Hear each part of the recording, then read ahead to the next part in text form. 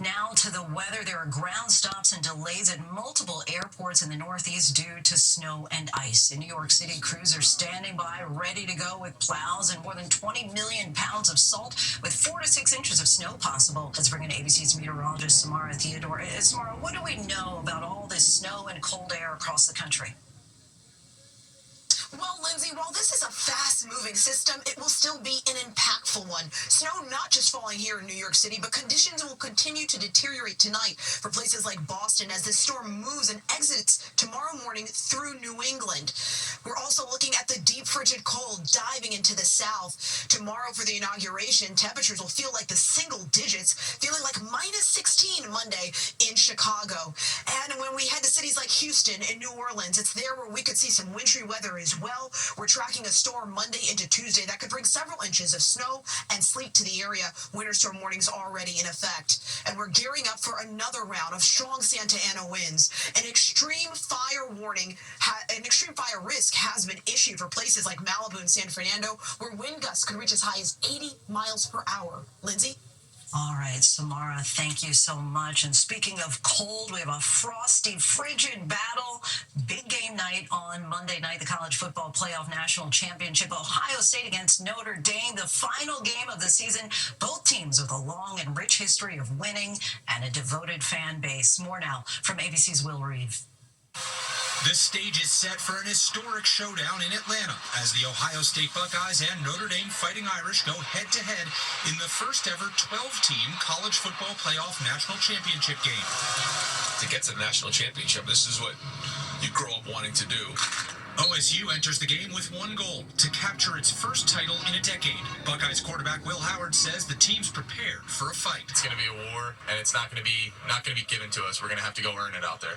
Notre Dame needs their dominant defense to slow down OSU's high-powered offense if they have any chance of winning their 12th title in program history and first since 1988. You got to put the work in today to give you a chance to have the outcome you want on Monday. The two storied programs are ready for the biggest stage. We're going to do what we do best and go out there and execute. And the connections between these two programs are many. Notre Dame coach Marcus Freeman played at Ohio State. The two quarterbacks, Will Howard and Riley Leonard, were roommates at a football camp last summer. But there will be no friendship on the field at 7:30 Eastern tomorrow night when the College Football Playoff National Championship game kicks off on ESPN, Lindsay. Game on. All right, Will, thank you. There's still much more ahead on World News Tonight. Next tonight, the CDC is urging hospitals to fast-track additional testing that can detect bird flu amid higher levels of flu activity. A small number of people have tested positive for bird flu without a known exposure. This comes as Georgia is suspending all poultry activities after the virus was confirmed in a commercial flock. Officials do not believe bird flu has made it into the food chain. Authorities in the Turks and Caicos are investigating the shooting death of an American who was there on vacation. Officials say Cook County Sheriff's Deputy Shimone Duncan, a Chicago native, died after being struck by what appeared to be a stray bullet. She was celebrating a family birthday at a rooftop bar. Police are appealing to the public for help in the investigation. When we come back, why Washington football fans are celebrating after waiting for more than 30 years. To the index now, the NFL divisional playoffs are underway with 2 games today. The Eagles just defeated the Rams. On Saturday, the Washington Commanders did something they haven't done in more than 3 decades. They're headed to the NFC title game after beating the Detroit Lions. The Kansas City Chiefs also advanced with a little help from a star-studded cheering section, which included Taylor Swift and WNBA Rookie of the Year Caitlin Clark. The two watched the game together. When we come back, some of the memorable images from this historic weekend. Finally tonight, a look at some of the most memorable moments of a historic weekend. Prior to handing over the reins of the presidency, President Joe Biden and First Lady Jill Biden returned to Charleston, South Carolina. A warm embrace to Representative Jim Clyburn, the man often credited with helping him to clinch the office he now departs.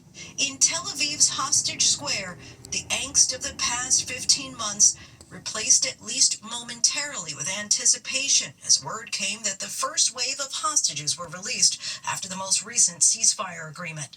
A solemn moment today for President-elect Donald Trump as he placed a wreath at the tomb of the unknown soldier paying his respects alongside Vice President-elect J.D. Vance. A weighty day in history, with many contemplating all that tomorrow will entail. And I hope you'll join our coverage tomorrow. Thanks so much for watching. I'm Lindsay Davis. For all of us here, have a good night.